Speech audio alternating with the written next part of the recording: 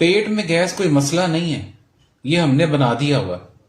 ہر دوسرا بندہ یہ کہتا ہے میرا پیٹ کسا کسا سا رہتا ہے، مجھے افارا ہے، مجھے کھانے کے بعد مجھے گیس بہت زیادہ بنتی ہے، یہ گیس میرے دماغ کو چڑھ جاتی ہے، مجھے پیٹ میرا اتنا کسا کسا سا رہتا ہے، پھول جاتا ہے۔ اچھا، دو تین چیزیں ہی ہیں۔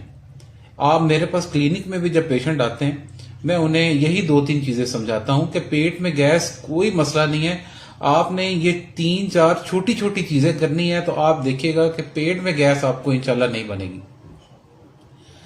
گیس بنانے والی خوراک وہ بیسیکلی یہ تین چار چیزیں ہیں۔ نمبر 1 پہ ہے دالیں، نمبر 2 پہ ہے چنے، دالیں اور چنے۔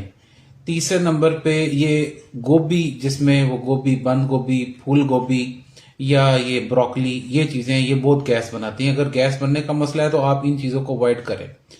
اور تیسری اہم بات ہے پھلوں میں سیب اور تربوز، یہ گیس بہت بناتے ہیں۔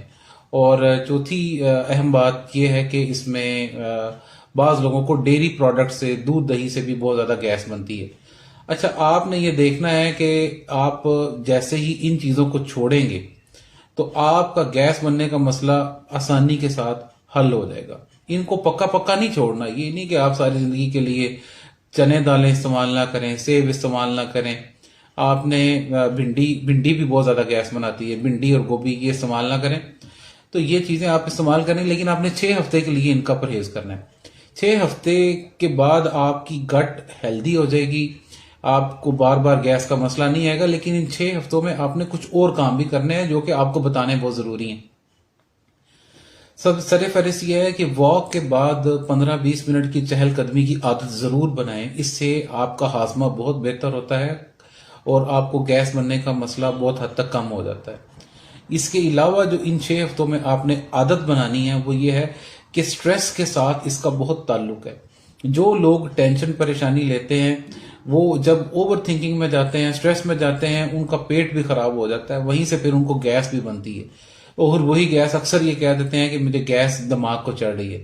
تو آپ نے سمپل یہ کام کرنا ہے کہ آپ نے اپنے آپ کو تھوڑا ریلیکس کرنا ہے۔ ریلیکس دیکھیں، نماز ہے، وضو میں رہیں، یوگا کریں، میڈیٹیٹ کریں، یہ ساری چیزیں جو آپ کو ریلیکس کریں گی۔ جب آپ 6 ہفتوں میں واک کی عادت بنا لیں گے، آپ سٹریس کم لیں گے اور آپ یہ 6 ہفتوں کا پرہیز کریں گے، اس کے بعد آپ دیکھیں گے کہ آپ جب ان چیزوں کو آہستہ آہستہ اپنی لائف میں لے کے آئیں گے، مسئلہ ہی نہیں رہے گا، آپ کو گیس بنے گی نہیں۔